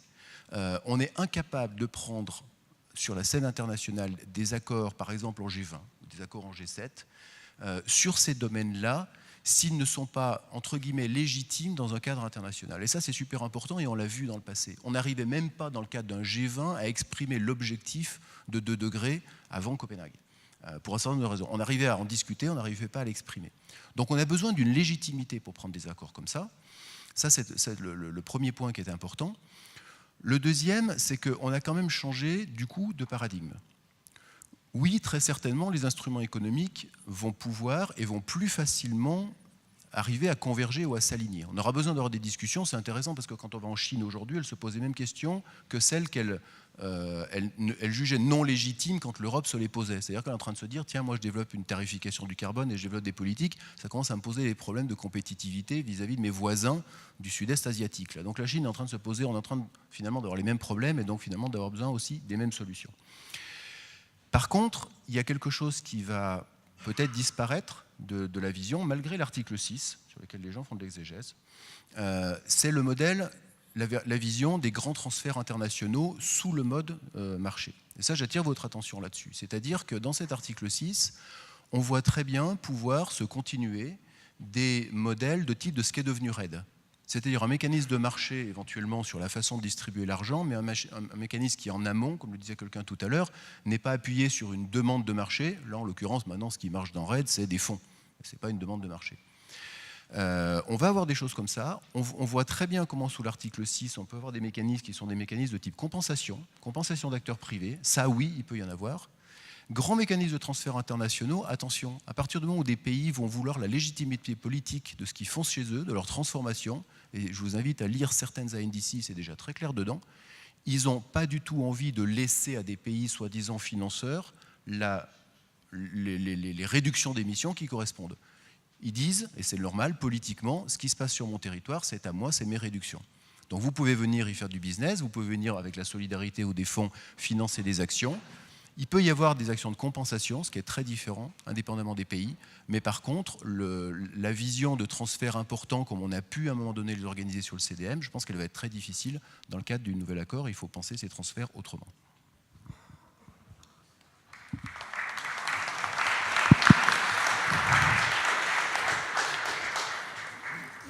Merci beaucoup.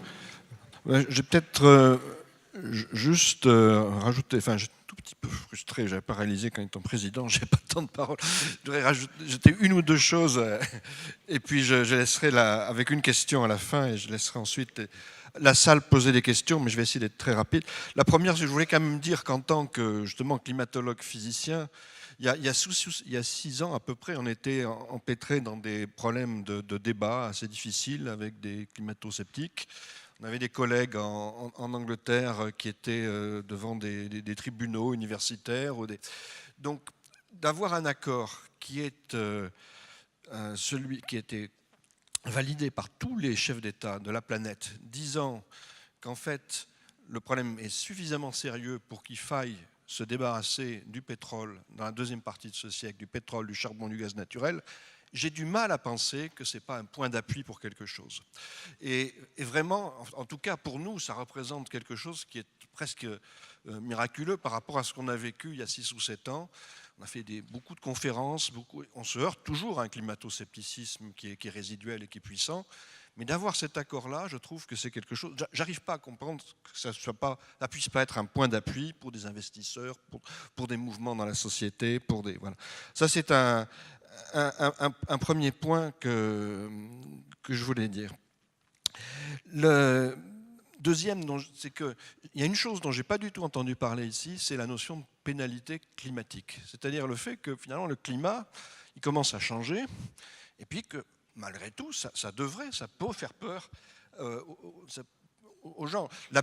Les 2 zones qui sont les plus exposées au changement climatique, c'est les zones polaires, et c'est les zones là où on peut peut-être prendre ça comme éventuellement un bienfait pour certains, mais enfin pas pour l'océan et pas pour les acteurs silencieux de ces régions-là. Mais dans toutes les régions, l'autre zone, c'est la zone intertropicale. Il y a la plupart des grands émetteurs qui ont un pied au moins dans ces zones intertropicales où c'est difficile de ne pas considérer les problèmes climatiques comme des problèmes de dommages à relativement court terme.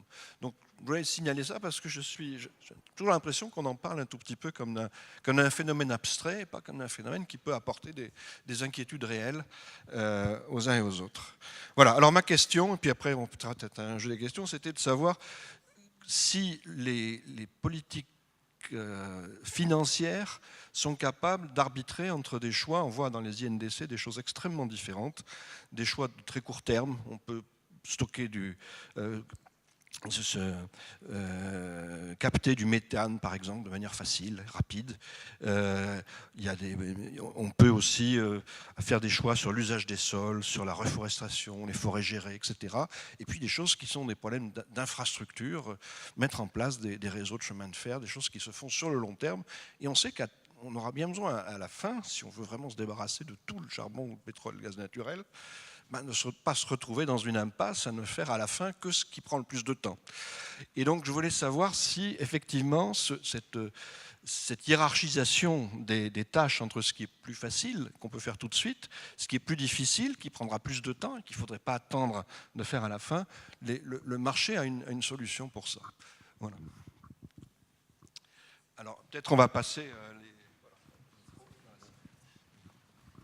Comme tout à l'heure, on va regrouper les questions, il n'y aura pas de deuxième tour, et je vais privilégier les gens qui ne sont pas passés au premier tour. Donc on va passer la dame. Merci beaucoup. Dominique Martin-Ferrari, journaliste.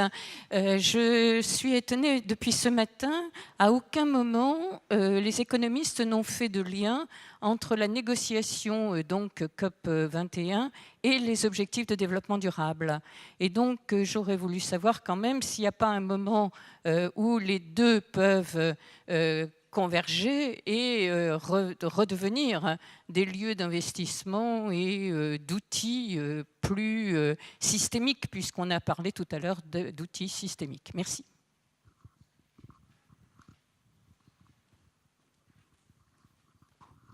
Merci Claire Tutenuy, Entreprise pour l'environnement. Merci de cet échange passionnant. Il y a puisqu'on est dans une réflexion sur comment concrétiser les ambitions et programmes de travail, il y a une étude dont je rêverais, c'est de voir d'une part une revue des INDC avec qu'est-ce qu'il y a sur la production d'électricité et qu'est-ce qu'il y a sur le reste, parce que je crois que c'est essentiellement la production d'électricité. Et deuxième question, quelles sont les conséquences des INDC sur l'usage des sols ? Et quel est le bilan forêt-carbone à 2050 ou à 2030 qu'on peut en tirer, compte tenu aussi des évolutions naturelles comme la baisse d'absorption de l'Amazonie ou des choses comme ça. Et donc, est-ce qu'on peut commencer à projeter les conséquences de ce qu'on a fait sur l'usage des sols ?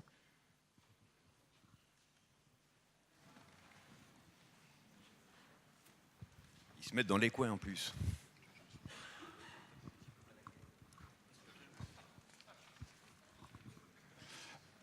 Bonjour, merci pour ces propos intéressants. Michel Lepetit, vice-président du Shift Project. On convient tous que les INDC, c'est une étape extrêmement importante.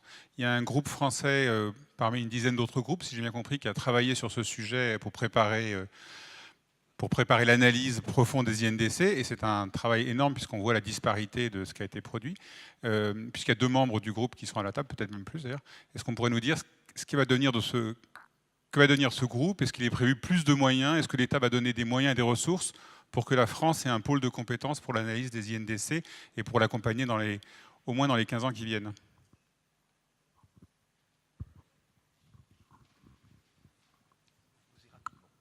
Aurore Fabre-Landry, consultante en mobilité durable. Une question très simple pour Monsieur Jouvet. Vous parliez de baisser les subventions aux fossiles.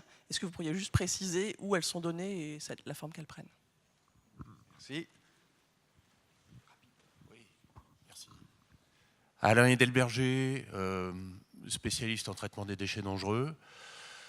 On n'a pas beaucoup parlé de l'échelon ville, collectivité locale. Or, il y a pas mal d'initiatives qui se développent en apparence indépendamment de la COP, peut-être stimulées par la COP, comme le dit Monsieur Colombier.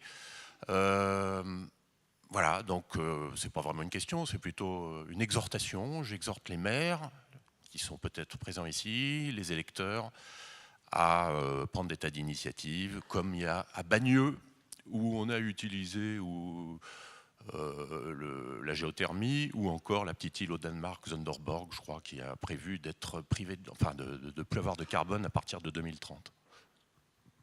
Merci. Allez, tout à fait au fond. Rien ne me sera épargné. Merci. De Soulanges pour Génération Entreprendre. Est-ce que vous avez une idée du coût de la transition énergétique, de la mue au niveau énergétique par grand pôle Europe, États-Unis, Chine, Inde, etc. Merci. Merci beaucoup.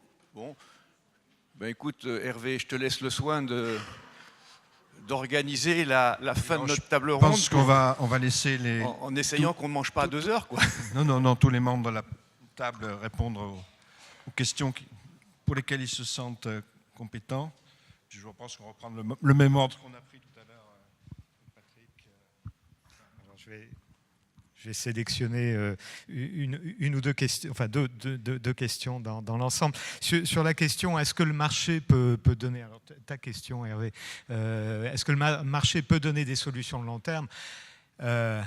C'est douloureux comme question, parce qu'il faut bien reconnaître que le marché des quotas européens, aujourd'hui, manque cruellement, je dirais, non pas d'efficacité, parce que de fait, les émissions des entreprises qui sont soumises au système des quotas européens ont bien réduit leurs émissions, mais on sait bien que les causes, c'est avant tout la crise économique, sans doute la désindustrialisation de l'Europe, les subventions aux énergies renouvelables, et par conséquent, le faible niveau du marché européen des quotas aujourd'hui témoigne du fait qu'il y a une grande difficulté dans ce type de dispositif à construire en quelque sorte un cadre propice pour les bonnes anticipations, pour les bons investissements. Et je voulais le dire dans ma présentation, mais je le dis maintenant, je crois que là il y a un vrai enjeu pour la survie des systèmes de quotas d'émissions, c'est la capacité de l'Europe à se donner les moyens politiques de remettre le marché des quotas sur ses pieds en quelque sorte, c'est-à-dire de faire en sorte que des régulations appropriées permettent d'avoir un signal prix qui soit suffisamment stable et qui soit même suffisant dans l'absolu. Alors peut-être aura-t-on beaucoup à apprendre de l'expérience chinoise qui va se déclencher à l'échelle nationale en 2017. Peut-être que nous apprendrons de la Chine comment réguler un système de quotas d'émissions. Mais donc il y a un vrai problème effectivement pour inscrire les systèmes, en particulier les systèmes de quotas, dans la longue durée. Et juste un mot sur l'échelle que vous mentionniez, l'échelle des villes, etc. Je crois que c'est extrêmement important. De fait, on ne l'a pas beaucoup souligné dans tout ce qu'on a dit jusqu'à maintenant, mais Thomas a parlé d'Elinor Ostrom, et je crois que les économistes, on a beaucoup de plans sur la planche aussi, y compris à revisiter les enseignements d'Elinor Ostrom sur ce qu'elle appelle la gouvernance multicentrique, multiniveau, c'est-à-dire comment on arrive de l'international à l'européen, aux Français, aux régions, aux villes, comment on arrive à articuler des stratégies qui soient convergentes. Et c'est un point que souligne dans un article récent Anne-Marie Slaughter, qui est une ancienne présidente de l'Association américaine de droit international, et qui dit une des caractéristiques principales, mais ça a déjà été un peu dit, c'est que l'accord de Paris, il vise à mobiliser différentes catégories d'acteurs. Et je crois que ce jeu multi-échelle, gouvernance multi-échelle, multicentrique, ça complique la vie, c'est moins simple qu'un marché mondial des quotas d'émissions, c'est beaucoup moins simple à gérer, mais je pense qu'une bonne partie de la solution réside dans cette capacité à travailler sur différents niveaux.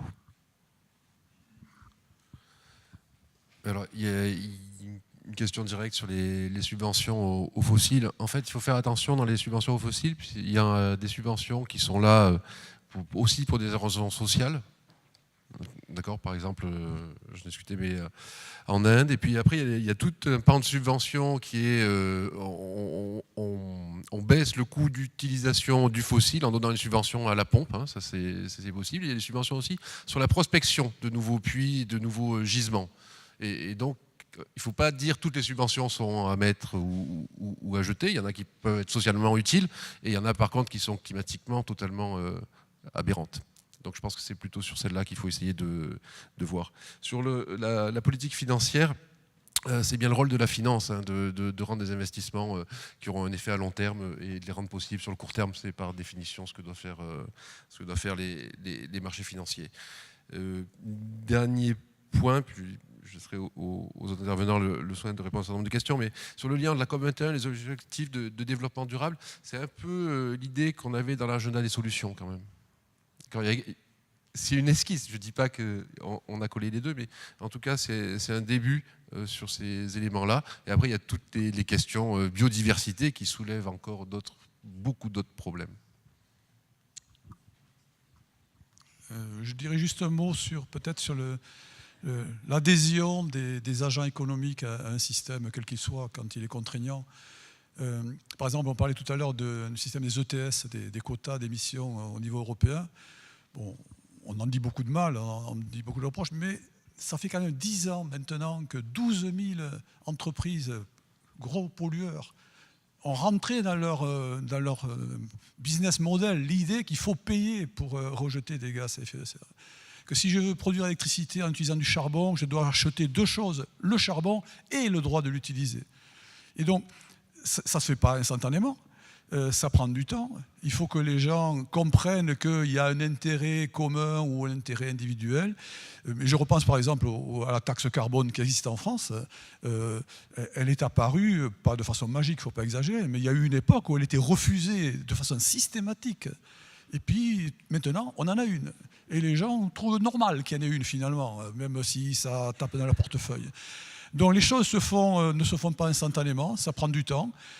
Pour le marché des ETS, on a appliqué la vieille méthode qui est donnons les droits à ceux qui les ont déjà, et puis progressivement on les fait payer. Donc au début, évidemment, on les a distribués sur le mode de ce qu'on appelle le grand-père, un grandfathering system, et puis progressivement, maintenant, on les met aux enchères. Je pense que c'est dans ce système-là qu'il faut essayer de faire adhérer un peu en douceur des gens qui avaient tellement pris l'habitude que les biens soient gratuits que ça leur fait mal de penser que du jour au lendemain, il faut payer. Moi, j'appartiens aux générations où je me souviens très bien que le stationnement en ville était gratuit partout. On ne payait rien. Et puis le jour où on a commencé à mettre des zones bleues, on a dit comment? C'est une atteinte à notre liberté, on ne peut pas laisser la voiture où on veut, comme ça. Et maintenant, on trouve normal qu'il y ait stationnement payant. Et grâce à ça, on trouve des places pour se garer. Donc il y a des produits, des biens qui deviennent rares dans le temps, qui progressivement deviennent rares. Et comme ils deviennent rares, il faut régler l'usage. Alors on peut régler l'usage par des contraintes, on peut mettre des vigiles à chaque place de stationnement pour vérifier que les gens utilisent, ou le régler par des parcs-mètres et des pièces qu'on met dedans. Donc il faut laisser un peu de temps au temps, mais je pense que l'idée que l'environnement est tellement rare qu'il faut payer pour l'utiliser va faire son chemin et on va y arriver finalement. Je vais prendre le prisme de la finance pour répondre à au moins quatre des questions.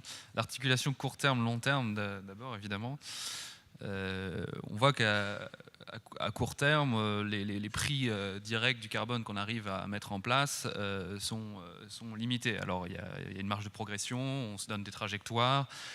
Mais enfin, pour l'instant, le marché ETS, c'est 6 € la tonne de carbone en moyenne. Donc, ce n'est pas ça qui va changer les structures productives à la mesure de ce qui est requis à long terme. Donc, il faut trouver des outils financiers qui permettent de rendre ce long terme beaucoup plus réaliste et impactant pour les acteurs dès aujourd'hui. Donc il y a plusieurs types d'outils qui sont discutés. Le premier, celui qui va être discuté en 2016 là, par le Financial Stability Board, c'est comment faire en sorte que les portefeuilles financiers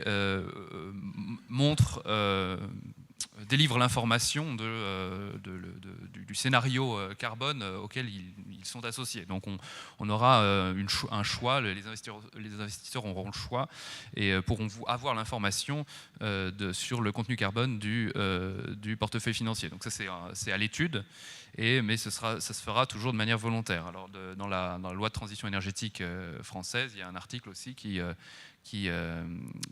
incite les acteurs financiers à faire ça. Mais il y a d'autres manières, si on va plus loin, pour inclure le système financier et rendre ce paysage de long terme plus directement impactant pour les acteurs aujourd'hui. C'est le cadre macro-prudentiel. On peut toucher à ce cadre-là. On sait que depuis la crise de 2008, le macro-prudentiel fait partie des attributions des régulateurs financiers. C'est de plus en plus important. Le climat peut entrer aussi dans des formes de limitation ou en tout cas de valorisation du risque climatique dans les bilans des acteurs financiers. Et enfin, dernier outil, peut-être plus utopique aujourd'hui, mais c'est le signal prix qui valorise l'externalité carbone à long terme pour uniquement les nouveaux investissements. Il faut savoir que donc, le marché ETS ou une taxe carbone touche tout le stock de capital d'un coup. Et c'est pour ça qu'il y a des résistances politiques fortes pour que le prix soit à un niveau suffisamment élevé. Donc on peut imaginer ne toucher que les nouveaux investissements avec une valorisation du carbone qui soit cette fois-ci ambitieuse et élevée. Alors la finance répond donc à cette articulation court terme, long terme. Elle répond aussi en partie à des soucis de co-développement. On a vu sur les 100 milliards, c'est bien une question financière qui est mobilisée. Et derrière, il y a la question du co-développement. Les pays en développement ne veulent pas uniquement réduire leurs émissions, ils veulent aussi que ça contribue à des objectifs de développement qui leur sont propres, qui sont caractéristiques de chacun des pays. Et enfin, je dirais un dernier mot sur l'échelon ville, collectivité locale, qui est évidemment crucial, et surtout pour générer la demande en fait, de ces projets, qui seront ensuite financés par un système financier un petit peu transformé. Voilà, merci. Merci. Peut-être juste deux réactions pour compléter sur la question de la finance. Je pense que ce qui est... On a deux côtés, on a un côté offre et un côté demande. Donc on a la question qui est-ce que la finance est capable de faire cet arbitrage court terme, long terme, et je pense que là-dessus il y a des marges de progression énormes qui viennent d'être indiquées et ce mouvement est en marche. Et puis il y a en face la question de quel est finalement quelle est l'offre de solutions, de demande d'investissement, etc. qu'on observe. Et là-dessus, il faut, je pense, se garder d'avoir une vision un peu simple, de dire simplement, d'abord parce que ce n'est pas que des projets carbone, c'est des projets de développement, et puis ce n'est pas forcément des projets, voilà, j'ai un projet A, j'ai un projet B, il y en a un qui est plus cher que l'autre ou il est moins cher que l'autre, etc. C'est très différent. Quand vous avez une ville qui décide de faire un tramway, la question c'est l'opportunité de cet investissement-là, pour la ville, dans son programme politique, pour répondre, alors pour le coup, à tout un certain nombre d'objectifs qui sont de transport, de bruit, etc., et d'agenda climatique. Et la question va être de savoir si on trouve des financiers qui sont prêts à s'engager sur ce projet de tramway, à long terme, évidemment, etc., et sur le modèle qui est proposé. Mais on ne fait pas un bilan économique du tramway par rapport aux voitures des gens, etc. C'est pas comme ça que les choses se passent. Donc, du coup, la finance, elle joue un rôle qui est complémentaire du rôle des instruments économiques, qui vont quand même servir à mettre, je dirais, une réalité des prix et des valeurs derrière ça, et qui est tout à fait nécessaire. Elle joue un rôle complémentaire parce qu'on n'est pas forcément sur des alternatives de choix, ce qui va permettre de faire des actions sur le méthane et sur le court terme en même temps qu'on peut réfléchir à des infrastructures. Ces choses-là ne sont pas forcément des alternatives. Ça me renvoie, il y avait une question sur quel est le coût de la transition. Souvent, on voit le coût de la transition et les chiffres qu'on voit, c'est des investissements. Mais en économie, les investissements, quand on a raison de les faire, ce n'est pas des coûts, c'est des opportunités. C'est le bonheur, l'investissement. Enfin, c'est comme ça que fonctionne l'économie. Une économie qui ne fait plus d'investissement, elle est morte. Donc, qu'on dise le coût de la transition, c'est et qu'on monte des investissements, il y a une erreur quelque part. Par contre, la vraie question, c'est est-ce que ces investissements valent la peine d'être faits? Alors, ils valent la peine d'être faits déjà si on valorise évidemment ce qu'on est en train d'essayer de protéger, c'est l'environnement. Donc, ça va aider à ce qu'il vaille la peine d'être fait. Mais ça vaut la peine aussi si on se dit qu'il y a un nouveau paradigme économique dans lequel on va faire de l'activité, on va faire du profit, on va vivre correctement, etc. Qui est différent d'une analyse un peu statique, court terme de coûts, c'est de se dire, dans ce nouveau modèle, est-ce que mon entreprise, elle peut se projeter, et elle peut fonctionner dans ce modèle-là. Donc ça, je pense que c'est important et qu'on est aujourd'hui progressivement, on est en train d'entrer dans cette nouvelle perspective de qu'est-ce que ça veut dire la transition. C'est des opportunités d'investissement, il y en a des bonnes, il y en a des mauvaises. Il faut savoir les guider, il faut créer les instruments aussi pour les accompagner et il faut, autant que faire se peut, évidemment, avoir des instruments économiques pour les soutenir. Et puis juste un petit mot sur la gouvernance, parce qu'on voit quand même à quel point c'est important. Si la question de l'ITS... Franchement, il ne marche pas très bien cet ITS. Et pourtant, je veux dire, ça a été une belle initiative. D'un certain point de vue, ça fonctionne, c'est vrai. Mais enfin, il ne rend pas les services qu'on en attendait. On ne manque pas de solutions techniques. Enfin, je veux dire, tout le monde a des solutions techniques pour savoir ce qu'il faudrait faire. Ce qu'on n'a pas aujourd'hui, et pourtant dans un espace, certes, pas totalement intégré politiquement, mais quand même au niveau de la planète, il n'y en a pas deux comme le nôtre. Et c'est pour ça que je doute un peu, contrairement à Patrick, qu'on apprenne grand-chose des Chinois, parce qu'ils ne sont pas dans la même situation. C'est juste qu'on n'est encore pas capable de se mettre d'accord à 28 sur qu'est-ce qu'on veut faire avec l'ITS. Si on était capable de se mettre d'accord sur ce qu'on veut vraiment faire, on a des solutions techniques diverses et variées pour essayer de savoir comment remettre l'instrument debout. Donc on a un vrai problème là de gouvernance qui montre bien à quel point un instrument comme ça, c'est pas facile au niveau international et même au niveau européen qui est pas vraiment international mais pas encore vraiment non plus un espace intégré économique et politique. C'est pas facile de gérer un instrument comme ça parce que derrière il y a tout un certain nombre d'enjeux. Et je vais juste terminer sur la question du désinvestissement dans la série de ces enjeux. Tout à fait d'accord avec ce que vous disiez sur la question des subventions. Il n'y a pas un mot magique, subvention, etc. Attention à deux choses. La première, là, dans l'année qui vient, dans les statistiques internationales, les subventions sur l'énergie fossile vont forcément tomber. Pourquoi ? Parce que dans plein de pays, notamment les pays producteurs de pétrole, la subvention, c'est une différence entre le prix auquel les gens ont accès à l'énergie, le prix à la pompe, et le prix international. Le prix international tombe, les subventions vont tomber. Il ne faudra pas y voir derrière de volonté politique, de quoi que ce soit. C'est un effet mécanique. En fait, c'est même pas celle-là qui nous pose problème. C'est évidemment d'autres subventions qui sont celles à continuer à explorer, etc. Là, la baisse du marché pétrolier est plutôt une bonne nouvelle. Aujourd'hui, il y a des gens qui arrêtent de vouloir faire de l'offshore en Arctique. C'est pas tellement parce que Paris leur a fait peur, mais c'est parce que l'évolution des cours du pétrole leur fait peur. Bon, c'est plutôt une bonne nouvelle. Ça devrait être l'occasion, pour le coup, d'avancer sur la tarification et sur la taxation de l'énergie. On a une opportunité incroyable en ce moment, vu les marchés fossiles. Mais le dernier point, c'est de dire, regardez le pays qui est à côté de nous, l'Allemagne. On voit bien quand même qu'on ne manque pas d'idées, et on en débat régulièrement quand on a entre nous des réunions sur les transitions, etc. On ne manque pas d'idées sur comment orienter des nouveaux investissements. On peut faire mieux, on peut aller plus vite, la finance peut nous aider mieux, etc. Mais on ne manque pas d'idées là-dessus. Ce sur quoi, pour l'instant, on n'est quand même pas bon dans nos transformations, c'est sur comment sortir du système d'avant. Et on voit bien la question en Allemagne aujourd'hui. Je veux dire, on peut discuter si ça leur a coûté cher ou pas. En tout cas, ils ont réussi à faire des renouvelables tant qu'ils veulent. Fermer du charbon, c'est beaucoup plus compliqué. Et c'est beaucoup plus compliqué parce que ça renvoie à des expériences qu'on a connues chez nous aussi, c'est territorialisé. Il y a des gens derrière, il y a des régions, et c'est pas du tout évident. C'est renvoyer et c'est demander à un gouvernement, quelque part, d'être à la fois celui qui décide et qui après va devoir gérer des choses qu'on a connues, qui ont été la fermeture du textile, la fermeture du charbon chez nous dans le Nord, etc. etc. Et ça, c'est quelque chose qui est encore, à mon avis, trop peu pris en compte.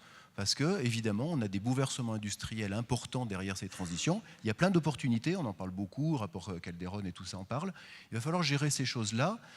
C'est aussi des opportunités de gérer nos territoires différemment, mais il faut prendre ça en main, parce que c'est une vraie difficulté. Et sinon, on va se retrouver dans une incapacité à gérer les transitions avec deux systèmes qui coexistent, et ça ne marche pas.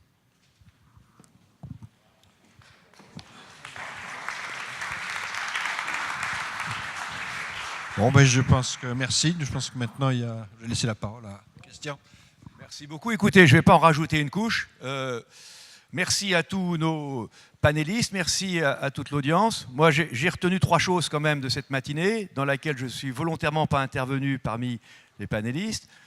1, le système des INDC qui va devenir maintenant le système des NDC, c'est une vraie révolution parce qu'en réalité, maintenant, on a une nouvelle baseline sur laquelle on va travailler. Et cette baseline, ce n'est plus une baseline abstraite, c'est une baseline qui est répartie territorialement.